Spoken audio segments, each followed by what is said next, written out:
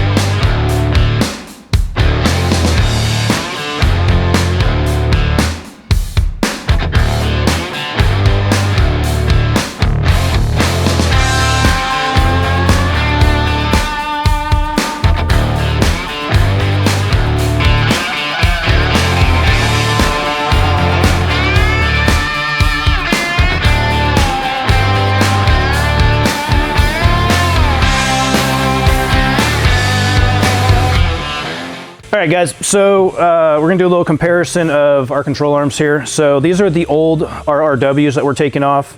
They are adjustable, which is nice. The problem with how these adjust is that they're basically Heims with threaded ends here. And so to be able to adjust them, you technically have to take the arm back out every single time, break this jam nut loose, spin these, hopefully get it right, and then put them back in.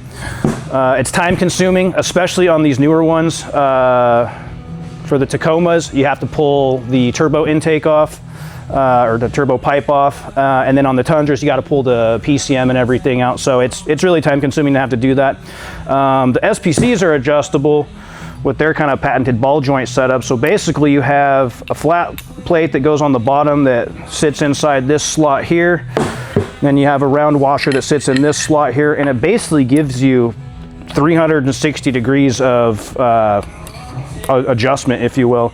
The nice thing about these two is that they are easily adjusted, in the vehicle. You don't have to pull them back out. You can literally just lift the vehicle off the ground, break that nut loose, adjust them right in the vehicle, set it back down, so it can be done on the alignment rack and actually see, live readings.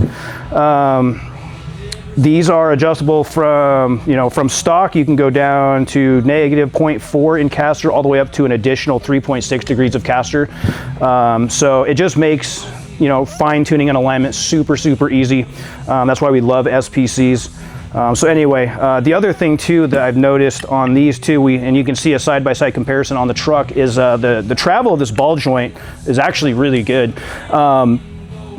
Sitting up here on the rack, we have our old setup with these in, with the new setup with these in, and it's got probably at least a couple inches of additional down travel, which, on IFS vehicles is a pretty big deal. So anyway, that's why we love SPCs. So let's get the rest of it done and do a comparison.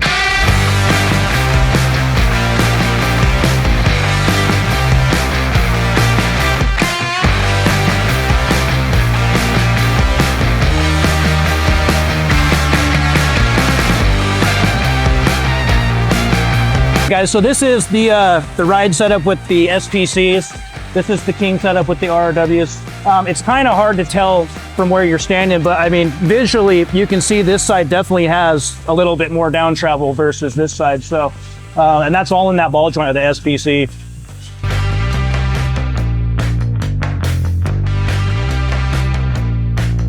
So we have our King coil over here and we have our ride coil over here. The biggest difference that you're gonna see between the two is the King has an adjuster, but it's a single adjuster. It's an 8-stage adjuster.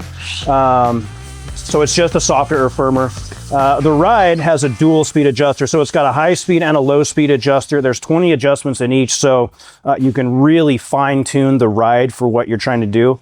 Whether it's, loaded up with gear or driving around town, bombing through the desert, rock crawling, whatever it is you're doing, you can really fine tune these shocks for that. The other thing that's nice about these is when you order them specific to your vehicle. So as far as like the King goes, it's just the same coilover for regardless of what you're doing with your truck. Whereas the ride, you can kind of fine tune it for what you're using it for. So depending on what kind of weight you have front and rear, they valved the shock specifically for that. So, you know, our truck has a deck box in the back. It's got a rack on it. It's going to have a camper on it. So we had them valved a little bit firmer for putting the whole camper on the back of it. And then we had the front tune because we've got a bumper, a winch, you know, heavy skid plates and all that. So anyway, these are all fine tuned for all that additional weight, which is a nice feature to have.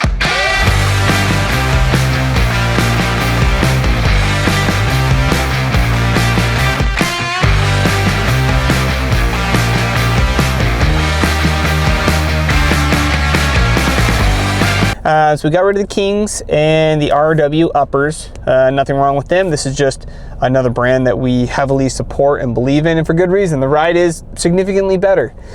We ordered our ride shocks with the appropriate weight rating for the bumpers and just gear that we're gonna have on this truck.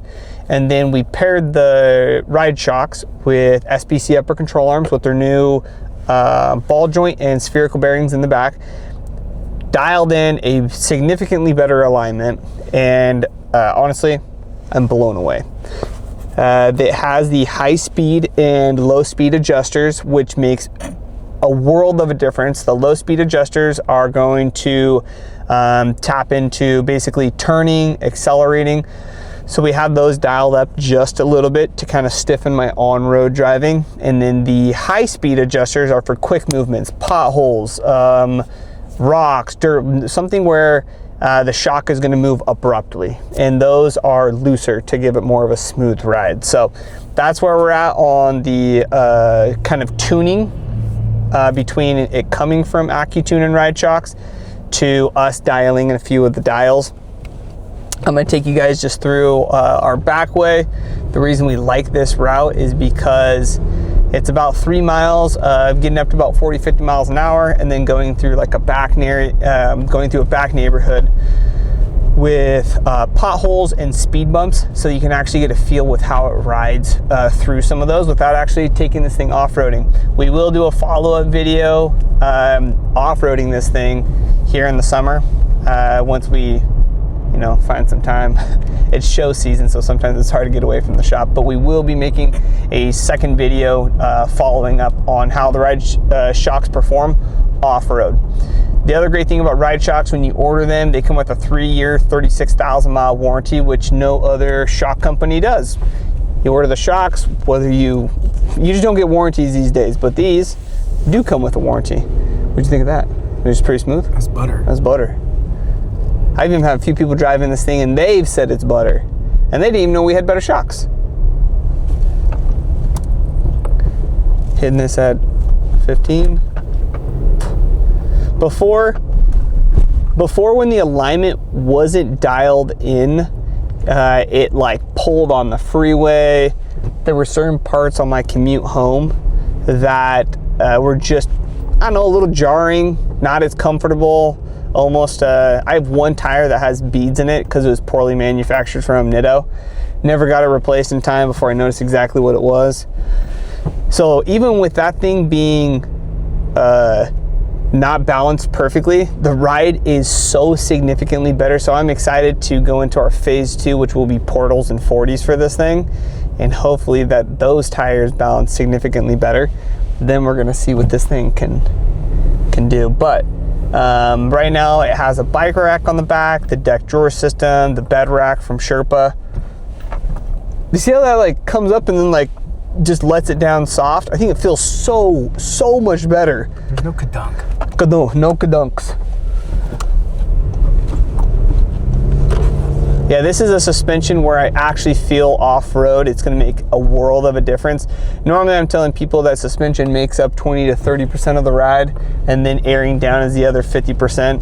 But I would say these shocks are gonna carry a good 50, 60, 70% of a significantly better ride quality on and off-road. And then the airing down is gonna take over the 20, 30%, because, dude, I'm blown away at how well these shocks perform on and off-road. On because that's 99% of my driving, and then the off-road portion we're going to find out here in a few weeks when we take this thing on some dirt. The only dirt that it's touched is some potholes, which it managed fantastically on the side of the road as I was trying to take a right-hand turn. previously those potholes weren't my favorite. Now, I can barely feel them. So if you're like, oh, I'm gonna spend $4 grand on suspension, King, Fox, what should I go with? I think you should greatly consider ride shocks for that reason. One, they're in the same price range. Two, you get them custom tuned to your vehicle, to the weight that you're gonna have on your vehicle. Plus they're already height adjusted so that when you do install them, you already have your lift, you're ready to rock and roll. All you need to do is take it to a good shop to get a good alignment, and your rig is literally going to be dialed, ready to rock and roll for on and off-road abuse. Plus, yeah, you actually have a real warranty on your shocks versus just picking them up and praying that they don't ever leak. So that's why we choose ride shocks. They're our #1 choice when it comes to performance shocks on the Toyotas. They only make them for Tacoma. 4Runner should be right around the corner. 3rd gen Tacoma, 5th gen 4Runner FJ Cruisers, and obviously some LX 470 models as well. So anyway, guys, if you have any questions, comments, leave them down below. We try to get back to them.